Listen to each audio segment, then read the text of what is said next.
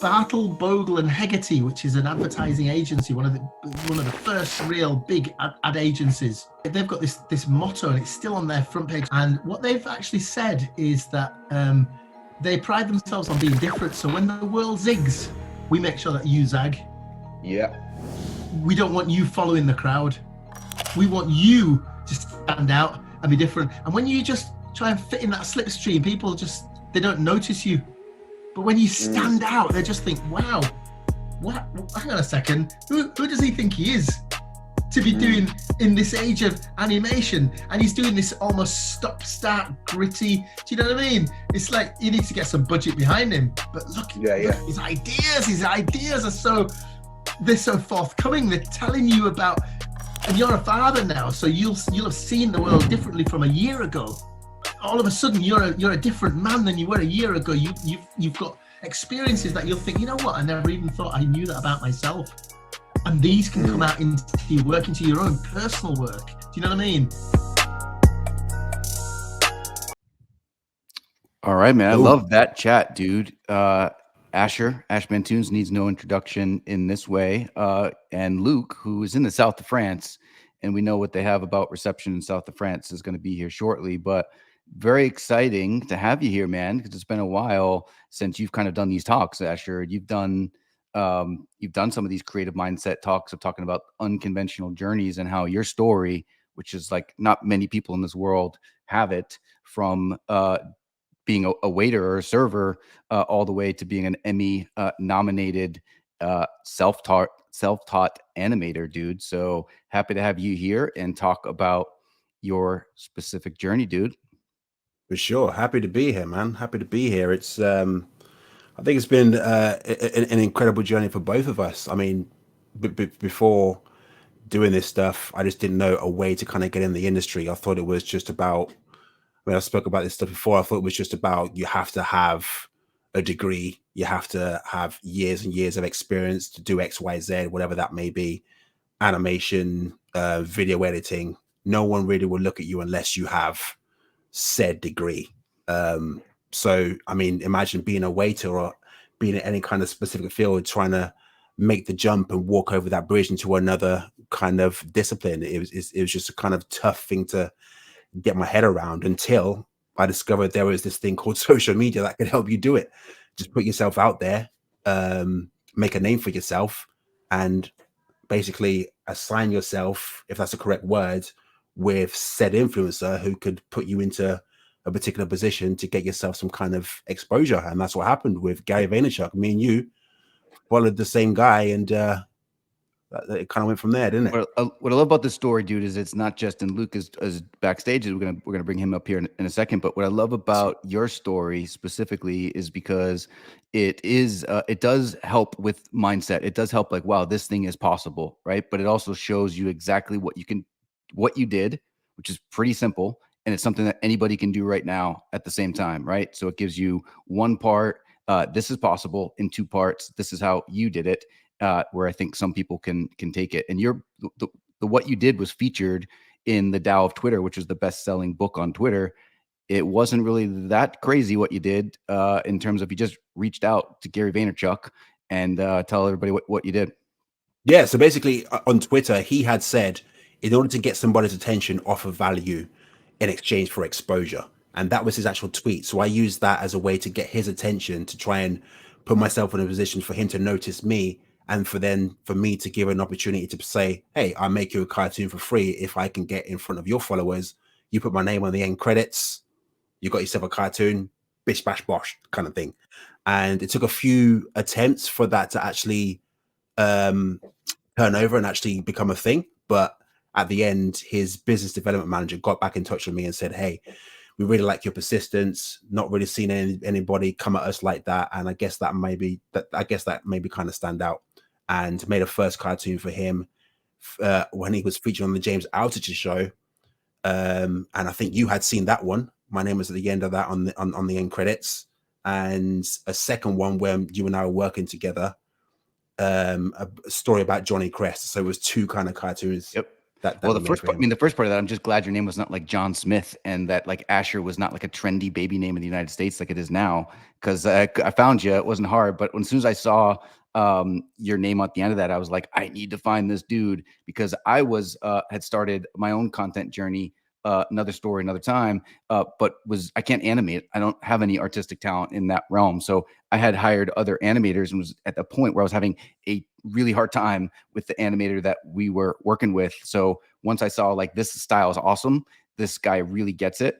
I went in and tried to find you down, hunt you down. So Asher Oliver, it was like a couple of you in the UK. I found you. You were like a waiter at a restaurant, and I just thought that people were going to be knocking on your door so hard to like hire you that I was like, I better get to him first. So I stalked you, found you, and kind of started the conversation from there. But it started out with you, dude, just freaking reaching out and providing value of content that was valuable for this guy, but also shareable, right? He didn't have to wake up that Monday and figure out what's my content plan, what's my schedule, for this specific. You just gave him a freebie in more ways than one that he was able to show with his audience, and it worked out for you. That's how we connected. This was 7 years ago, 6 years ago, something along those lines. And now, there's plenty of people with degrees along the lines that are kind of waiting their turn. You didn't do that, man. And now you have posters of the Apollo Theater concert that you did. You got music videos that we can see in the background. So you've done a ton. But as we get into that, man, I want to also bring up Luke here, the second star of the show with you. What's cool about Luke, a lot of things. I'll pull him up here, and you're going to be like, I better get away, because you guys are going to be way cooler on stage than me. But in the process of me trying to find you, Asher, I came across your YouTube channel, and you had a series of videos that you were really cleverly animated, almost like a resume. You were telling the story of you trying to find a job in a digital marketing world and how people never got back to you and all that stuff. And on the bottom of your YouTube page, you had a couple cool chats with this fellow Luke. And I didn't know either of you at the time. I listened to that whole thing. It was amazing. So I'm glad we were able to circle back around so you guys can kind of have that conversation with a larger audience. So with that said, Luke, man, how are you? I'm all right. Thank you for. Can you hear me? Yep. Yeah, we got you, Oh, man. good. Yeah. I really apologize for the time, because I was trying to mess around with the background. I thought it was going to be a Zoom call. And so I kind of prepped Asher that I was coming from the south of France, had a beautiful background ready on my Zoom platform. However, this is the first time I've used this one, so it's all new to me. So I've just kind of blurred out the background. There's all my mess in the background. We But ruined the joke. yeah, But it looks good, man. It looks good. We're just thank like you. nothing fancy about the backgrounds, man. Just excited to have a cool chat, because you guys have done them and before, and I'm Yeah. excited for new iteration, man. Brilliant. Yeah. Yeah, well, thanks for having me. I really appreciate this opportunity. And as you've alluded to, John, Asher and I go back quite a way. And just to put a little bit of not even a spin, just a pure fact on, we were just hanging out. We were just, what I really loved about Asher, he reached out to me and said, "Look, man, do you fancy a chat?" And I thought, "A chat about what?" He said, "About creativity." And I thought, "Man, how long have you got?" you know, it's kind of like, I think he opened the genie, let the genie out the bottle. So I'm thankful to be here today to sort of continue those musings, as it were. Yeah. Yeah, because I think how it started, I think we just kind of riff off each other all the time, just in conversations in general about creativity and, where we go from there. We were both in hospitality at the time, and we were both creatives on the outskirts of hospitality, and we always had a kind of like mutual thing together. So it's like, let's just make some content out of it. Like that just seemed to be the best thing to do from there. Definitely. And we'd been, and just for a little bit of kind of intro to that, John, we went to see went to an animation festival. And part of my creative journey was really sort of looking at animation. And I know you said earlier that you don't animate, however you have an appreciation of it, and it's really great to call on a speciality like Asher. And I sort of feel that that's where we're at today. we don't necessarily have to be able to do everything. If we've got some sort of creative vision, we can call in the practitioners, the people who stay in their lane and become shit hot at what they do, rather than I think the internet with all its algorithms wants us to be jacks of all trades and master of none. But I sort of think if we have a passion towards something, let's call in the specialists who are really good at that, and we stay in our lane, and collaboration, we achieve 3 times as much than when we kind of almost like struggling to put out ourselves on our own understanding. Does that make sense? Yeah, for sure. I mean, it's kind of like a double-edged sword though, because you say like kind of a jack of all trades and stuff like that, but I feel like when you're starting out, you kind of have to wear all those hats in order to get yourself known and put yourself out there. So I think I get what you're saying, but like it's kind of hard to find a tribe early doors. I don't know about you, but I found that early doors I had to kind of do everything, be the social media specialist, find the trends, search the hashtags, all the stuff that I found boring. I kind of had to do starting out.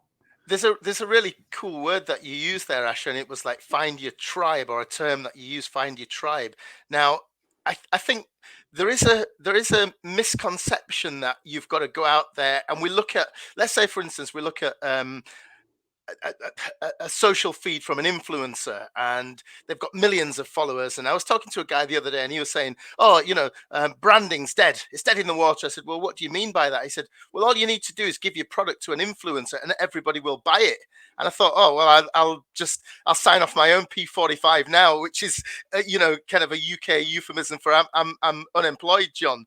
And I think what we have this misconception that everybody else out there is so successful. They've got all these followers. They've got this tribe. But one day when I was doing the fashion magazine, I met this guy and I heard him on the phone, and he was talking in such a humble way, and what he was saying, and I said, I really love what you're saying. Can I just introduce myself? I'm Luke. I run a digital fashion magazine. And this guy called Gareth, and he said, okay, so who's your customer? And I said, well, I don't know yet. And he said, that's not a problem. He said, why don't you focus on just one customer, one person who's your ideal, whether it's your friend or your partner or your son or whatever. Focus on that one person and communicate to that one person. And that's the old fashioned way. And if you communicate with heart and sincerity and integrity to that one person, they'll do the work for you. They'll spread it out. And I think nowadays we put out a post and we keep checking it. And we say, how many likes, how many followers, how many, and we're almost trying to get affirmation rather than leaving a legacy. And I didn't really want to talk about that, but it seems very just right for now. Relevant, yeah, So for sure. Yeah. So in terms of trying to find your tribe, don't break your back trying to do that. Concentrate on putting out your greatest content that you can be proud of, and the ether will catch it, and somebody will see it, and it'll resonate, and then they'll share that. Just as you said, John, how you met up with Asher. It was a similar sort of situation with the two of us. We went to an animation festival. We were blown away by the content. Some content that you'll never see on mainstream television or theaters or cinemas. But yet somebody had spent hours and hours and days and weeks putting together these stories that were just on another level. And that's allowed me to say, you know what, Luke, stay in your lane. Do what you do best. Don't try to be the jack of all trades, but then communicate to that one person. Now it's 3, then it's 12, then it's 50, and allow that to multiply rather than us going in search for our massive audience, if you like. But that's the thing, though. The thing is with the creative mind is that like it's so hard to not be emotionally attached to your content, because you were talking earlier about the masterpieces that we were watching at this animation festival, things that had taken like a ton of time to create. Yeah. Imagine like, you're so attached to that, you're so proud of it, and then you put it out into the world and then it's just got a few likes. Now, I'm not saying that, you should be able to separate the whole emotion from likes, but I think it's easier said than done. There is a part of our brain that's like, okay, well, I've worked my ass off on this thing. It's only got a couple of 100 views, a couple of comments, a couple of likes and interaction. Is it really that good? Have I missed the mark? Is this a sign that, there's room for improvement, which is always a good thing because we're constantly trying to improve? Well, I think. Do you see what I'm saying? But then it's segmenting the market. It's understanding who the market is, because Mhm. you know we can put work out there, and there's Google will tell you that there's billions of customers. Facebook will tell you that there's hundreds of millions of customers. Are they really your customer? And I think when I said about segmentation, it's about really sort of understanding who is that customer. So if you're producing animation and you feel that it's going to be worthy of brand advertising, for instance, then who are the brands do you feel that could benefit from this, and go after those brands? I mean, people keep saying to me, have you got any of those contacts of the people who you've worked with? And I say, no, I haven't, because it was my business partner who dealt with the business side of things. I dealt with all the aesthetics and the visual language and and the creative direction. So no, I wasn't customer facing, so I don't have all those contacts. But I strongly believe that if you can go after those people with integrity, if you believe in what you do and you do it with aplomb, they're going to buy into that notion that you're passionate about it. They don't. And a lot of these decision makers, and I was in that position myself as a creative director of a magazine, and we'd get hundreds and hundreds of people sending content through, John, to, can you publish this article? Can you publish this photo shoot? We've had it retouched and everything, but it lacked any integrity or any structure. And then all of a sudden you'd get somebody who'd casually send something and say, oh, this is just something I did in my spare time, and it just blow us out the water, and we think we have to publish this.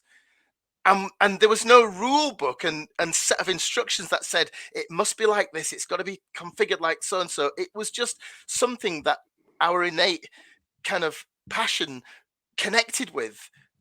So I sort of think that part of us has to be, we have to be, we've got to wear those different hats, and it's almost like a musical artist, and so they'll spend maybe a year in the studio creating an album which is a real signature for who they are at the time, and then all of a sudden they've got to take that on the road. They've got to get people. They don't just put it on YouTube and then get on with their life and happy ever after. They tour with it, and they'll phone up the radio show and say, look, just give it a little bit of an airplay.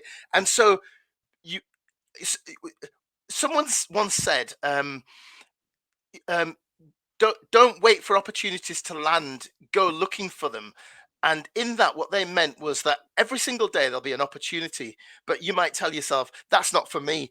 But if you go there, how do you know who's going to be there, who's going to love what you do and just be in the right circle? So this serendipity, this chance, there's, but yet there are, out of every successful creative, there's thousands who are maybe just on Fiverr trying to earn a living, trying to get, so I don't have the formula, and if either of you do have a formula to, I think you touched on one. I think you touched on one formula, because there's no one way to do things, right? And I think all three of us here are we all did things differently, but here we are together talking. So, but I think you touched on a couple. First off, I think, and this is a very recent thought, but I think that we're really close to the end. If it's not there yet, it's over for me. I'll put it that way. Maybe that's why I think it might be over. It's over for me, the days where you pump something, you post something, and if it doesn't get 1,000 views, like, it's a failure, because there's so many things that I cannot control about that. There's so much noise out there. There's so many different types of content, but there's also different algorithms that tell you what if people see it or not. But you don't need permission to create and to continue to create. So if you have 4 or 5 views on stuff, but you think, Luke, like you said, if you know a perfect brand or company or something along those lines that it would be perfect for, then you go, don't wait for the opportunity. Don't wait for someone to see it and say, this is great, you should have permission to now create for me. Take this piece of content that you created, got 5 views or whatever, and then take that to that brand and say why that's specifically good for you, right? It's similar to what Asher did, but it's also when you were the creative director at that was it Voir magazine? Like you said, like, there was a lot of people that were putting these polished things together, and they didn't stand out. They probably had really great budgets behind it. Maybe they had really great artists behind it, but they didn't stand out. The people that stood out were the ones that were coming at you from a personable way, or saying, I Absolutely. just do this together.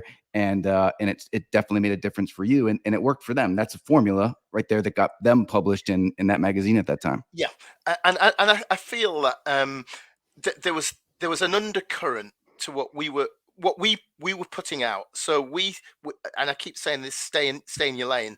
We knew that we were reaching out to people who were daring to be different, and when I say that, I don't mean who are different, who push the curve, who kind of want to express themselves in any other way other than the mainstream way.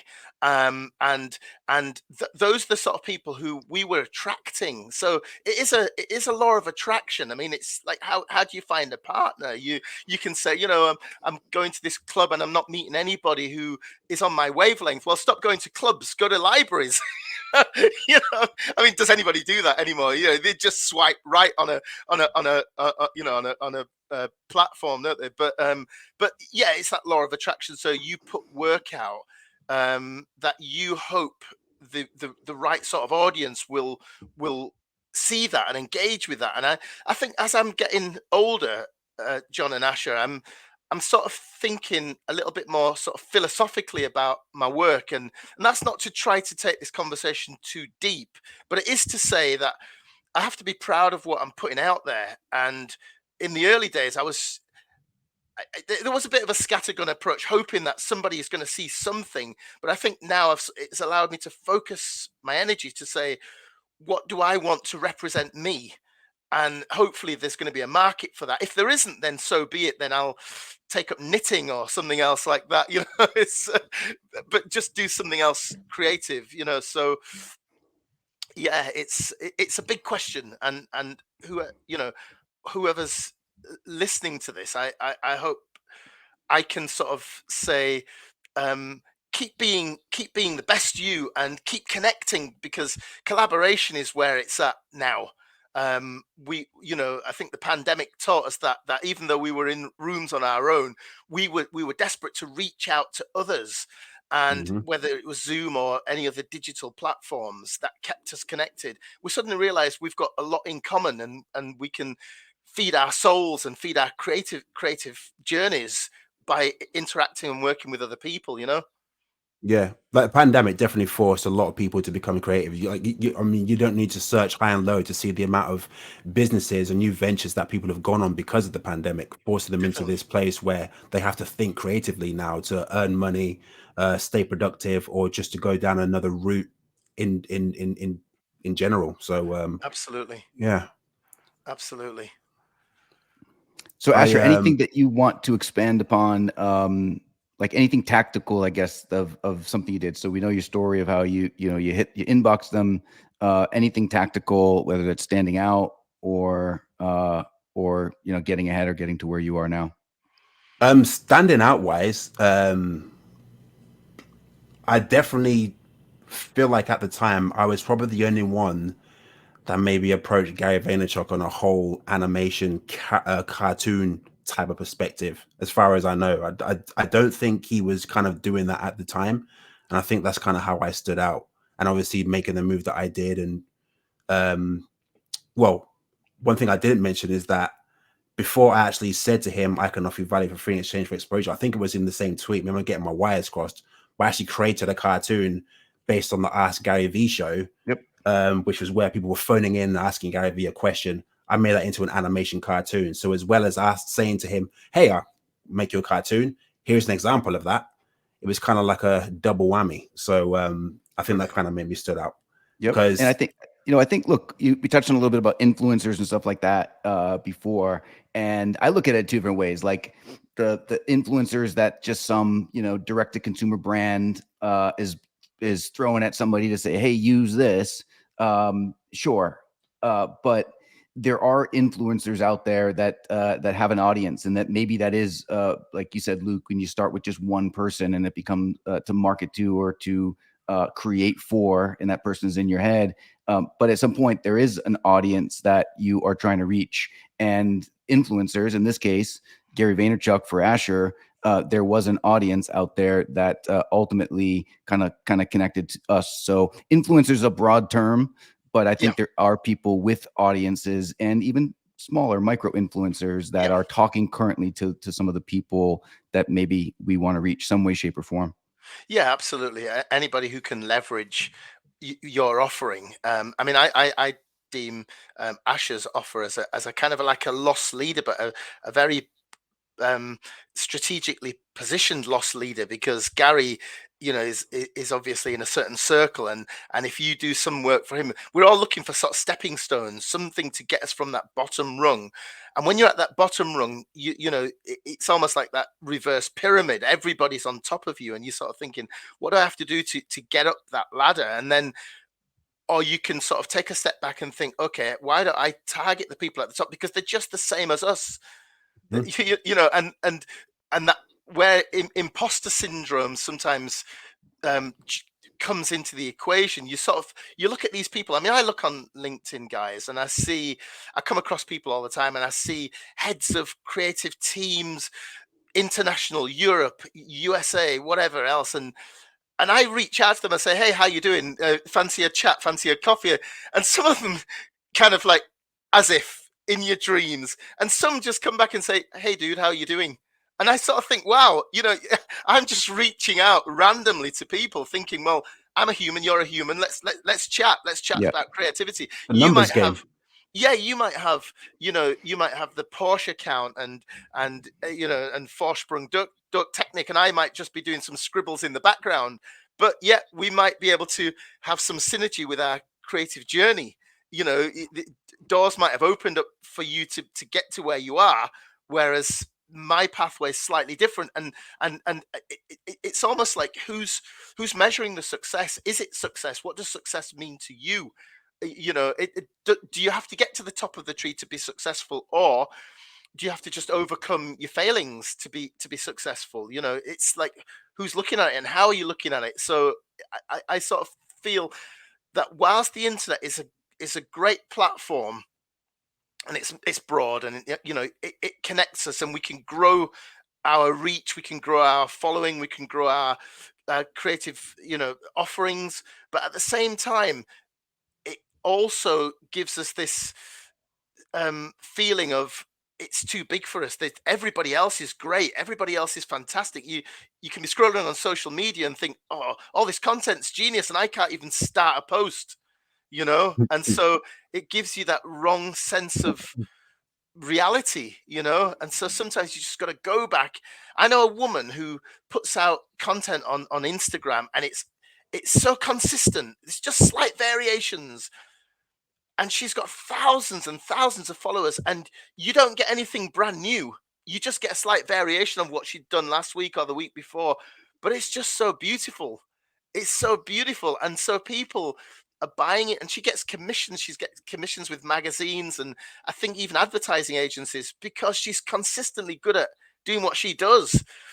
And I sort of think that we have to sort of keep refining what we do, and keep doing what we do. And it might not be now that it's recognized, but if we've got a talent, I think it's a blessing that we should execute that, you know. And you know, and let's stop being everything to all people, you know. I know that tech, and I said to you guys before this show, tech is not my strong point. So I'll sit and I'll learn, and I'll work with the two of you, and help me on the AI journey, because I put a post out this morning. Anybody want to collaborate? Because it's an area that I love, but it's not an area that I'm that great at.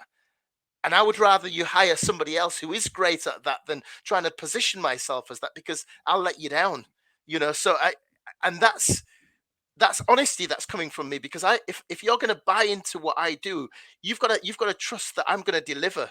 And if 2/3 of the way down the line, and there's stakeholders resting on that, and I don't deliver, I F it up for you. Do you see what I mean? So it's you know, so maybe this conversation is going in a slightly different direction, but I sort of feel that these are relevant points in today's conversation of making it, and influencers, and getting something out there and taking it to another level. And do you know what I mean?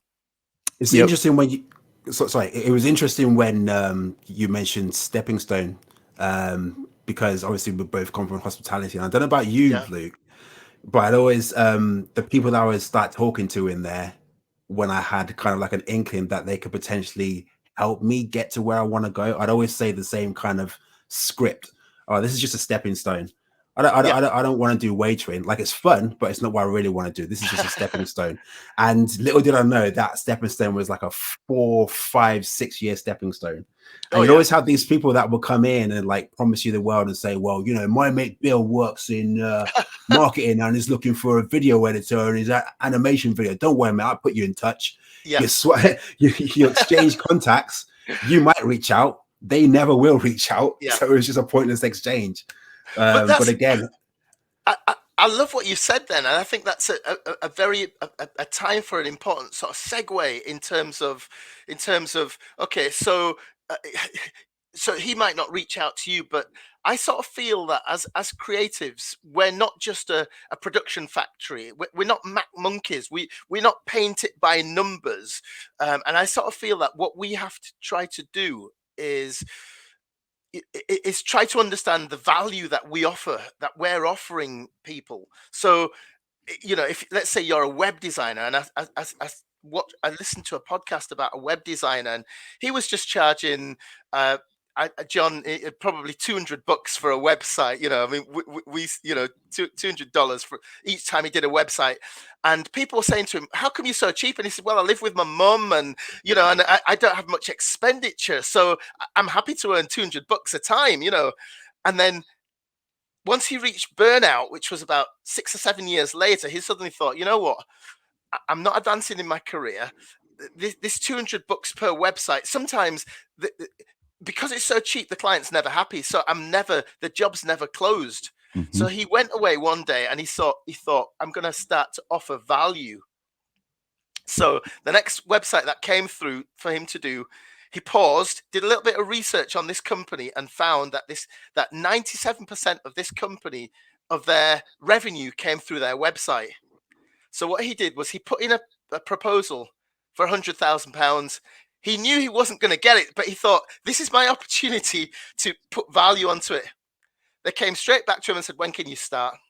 When can you start? Because he knew that was their funnel for 97% of their revenue. So it was valuable to them. It was so valuable. So his service became so integral to the success of their business that 100 grand was nothing compared to the millions that they would be turning over. And therein was his discovery that he's offering value. He's not just a web designer. He's alleviating their pain. And someone once said, if you go to the doctor and let's say you've got a pain in your side, and you go and the doctor will say, "Luke, how can I help you?" You don't say, "Well, firstly, can I see your credentials? Can I see how long you've been practicing as a doctor? Which schools did you go to? Can you do this as a pro bono, this first one?" Nobody says that. It's a given that this guy's gone through, or this woman's gone through university, has the credentials, and is able to say, "How can I help?" And I think as creatives, I think we've got to adopt that same sort of philosophy. How can I help? It's a given. It's taken me 40 years to learn this bloody thing to be able to do it in a day.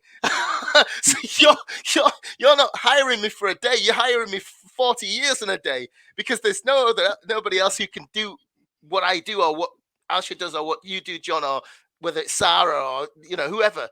And I sort of feel that as creatives now, it's time to stop throwing ourselves. I would rather work for free than work for next to nothing with my creativity, because I sort of feel that if I'm working for free, it's going to be like Asha with the guy you were talking about earlier, a loss leader.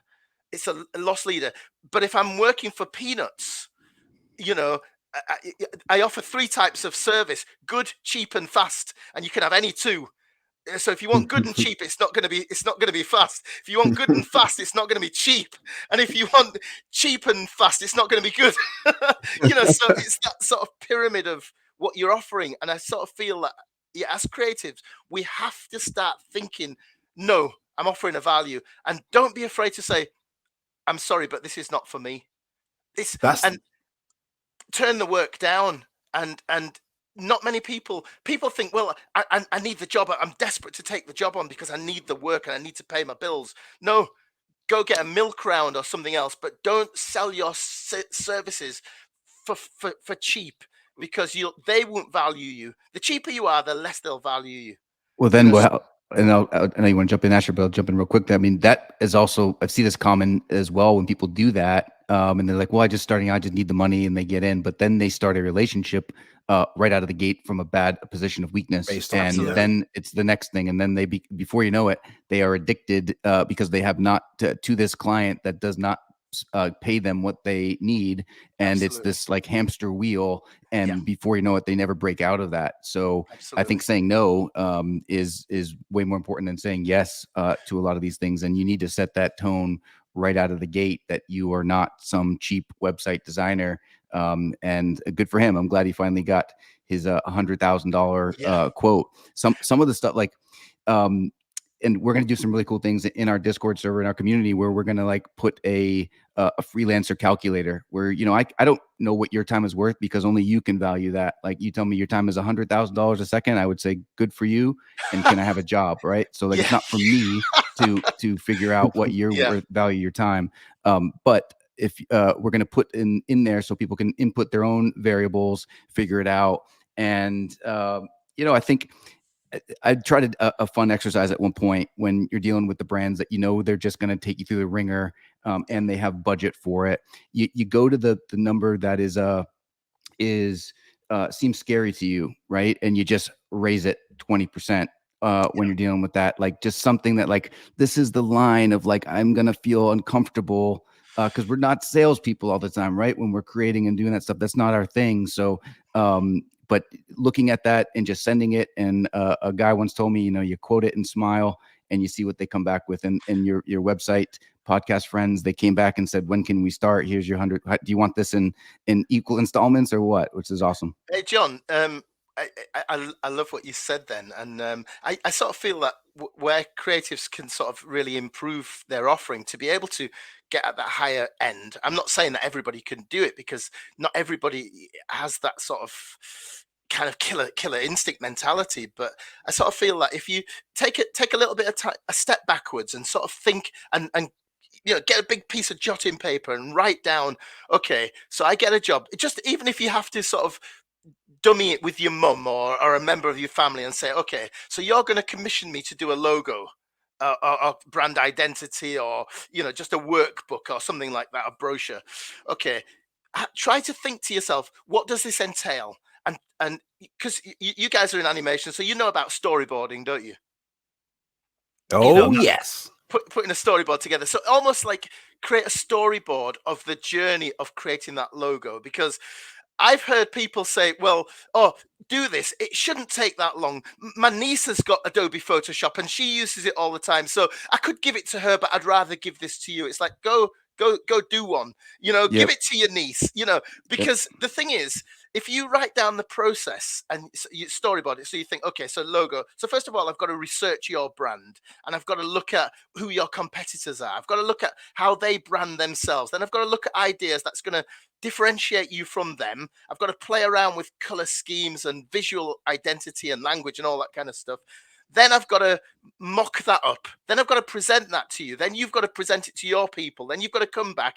Then I've got to res that up to the highest res. Then you're going to have some changes. Then I'm going to go back and amend those. Then I've got to think about how that's going to be used on your website as livery, on your merchandise, you know, how you're going to brand that in your email signature, all these different ways that you as a designer or a creative has got to do. That's even before it's signed off. And then they come back and say, okay, can you now do one for the chief exec? Can you now do? So map all that out.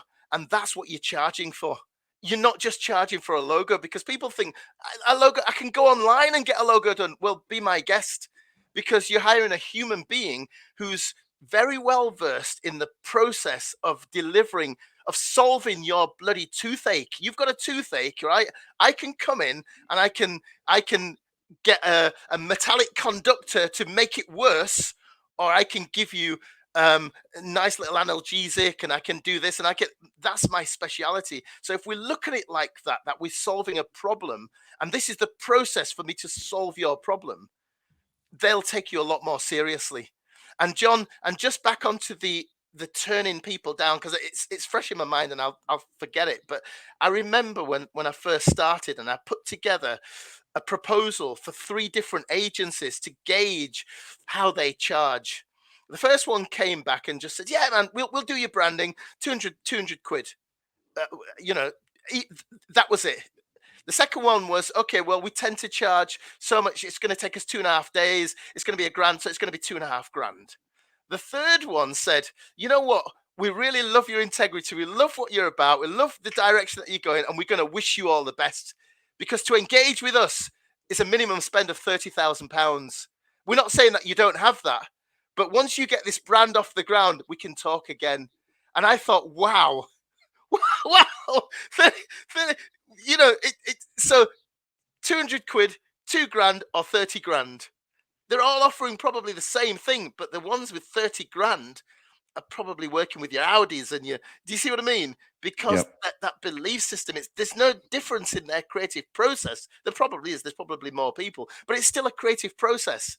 And so if you're a freelancer and you're working on your own and you get that process down, write it in your book, get it down so it's crystal clear, and then you've got points to challenge the prospect and say, well, hang on a second, I've got to come and present it to you. Not everybody might buy into this idea. Some people on a passing comment might just say, I hate that logo, it's naff.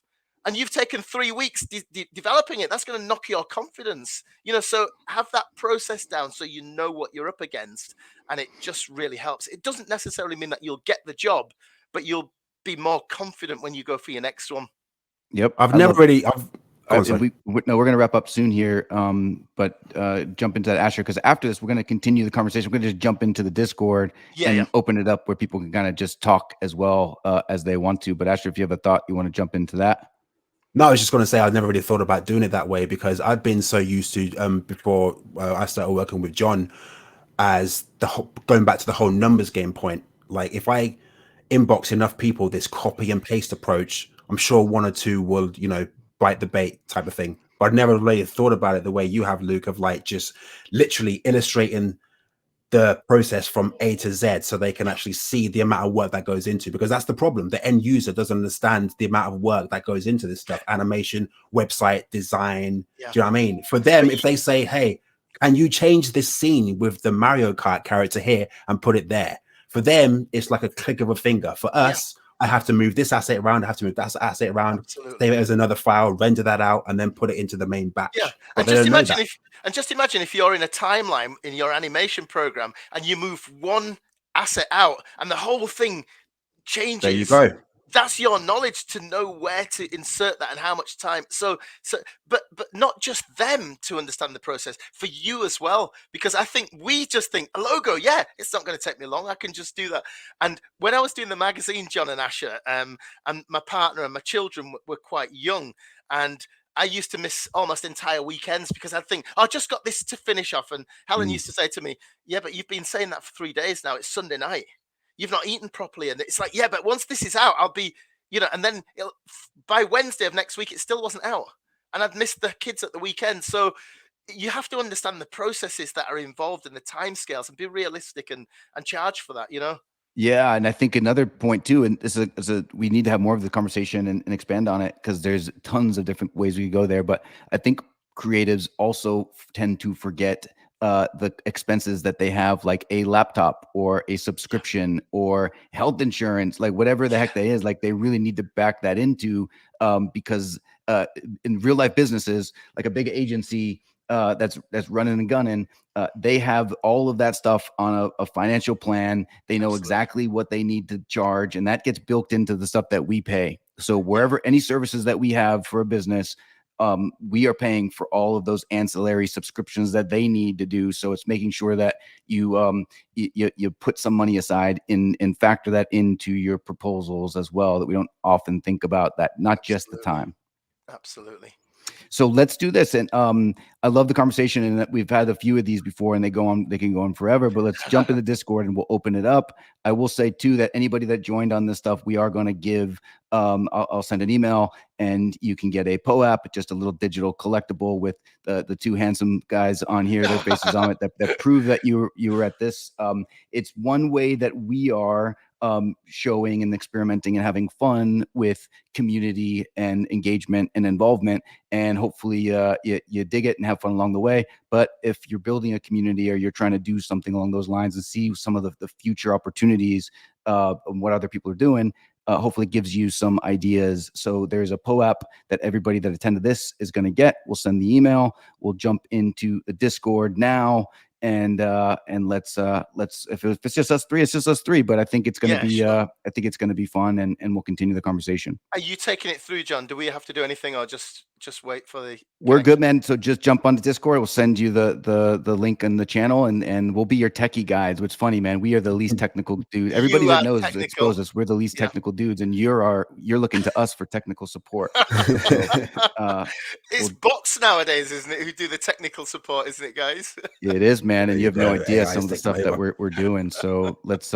jump in, man, and we'll go from there. So over to All right. Discord, yeah. And Yep. is there a link on there? I'll send it to you in the Discord. In the So group chat, yeah. This was fun, man.